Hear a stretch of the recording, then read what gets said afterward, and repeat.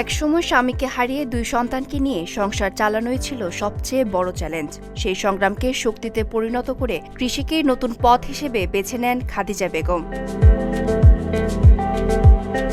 মাত্র কয়েক শতক পরিত্যক্ত জমিতে শুরু করা বাগান এখন প্রায় 3 একর জুড়ে। সেখানে রয়েছে প্রায় 3000 কফি গাছসহ 24 প্রজাতির বিদেশি ফল ও ফসল।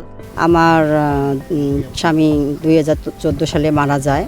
তারপরে আমি আমার 2 ছেলেকে পড়াশোনার খরচ, পড়াশোনার বাজারে একটা ব্যবসা ছিল, ওখানে আমি সময় দিতাম। আবার আমি 2018 সালে একটা বাগান লাগাইছি, কফি বাগান। সে কফি 2 বছর পর ধরছে। সেই কফি আমি এখন সেল করতেছি। এখন আমার কফি বাইরে যাচ্ছে, অনলাইনে সব সেল হয়ে যাচ্ছে, সবাই অর্ডার দিচ্ছে, আমার কাছ থেকে নিয়ে যাচ্ছে।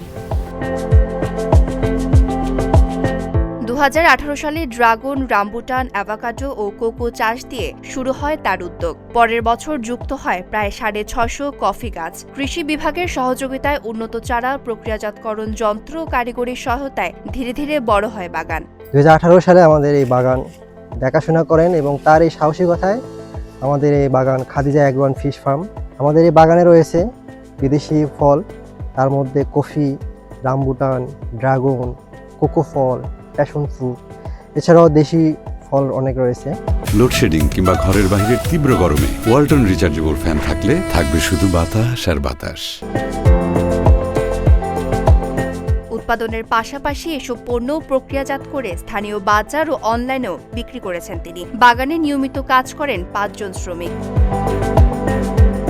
নীলফামারীর জলঢাকা উপজেলার কৈমারী গ্রামের এই কৃষি উদ্যোক্তা পেয়েছে জাতীয় স্বীকৃতি। এবার তার নামে রয়েছে বেগম রোকেয়া পদকের মনোনয়ন তালিকা। কৈমারী ইউনিয়নের আমাদের একজন সফল নারী উদ্যোক্তা রয়েছে, ওনার নাম হচ্ছে খাদিজা বেগম। সেখানে আছে কফি রয়েছে, রামবুটান রয়েছে, ড্রাগন রয়েছে, এরকম অনেক ধরনের দেশি এবং বিদেশি প্রজাতি অনেকগুলো জাত রয়েছে। আমাদের এদিকে কফি একেবারে নতুন একটি ফসল। আমরা প্রায় 2018, 19, 20 সাল থেকে আমরা ওনাকে কিভাবে কফি উৎপাদন করতে হবে চারা থেকে শুরু করে বিভিন্ন বিষয়ে আমরা পরামর্শ প্রদান করতেছি।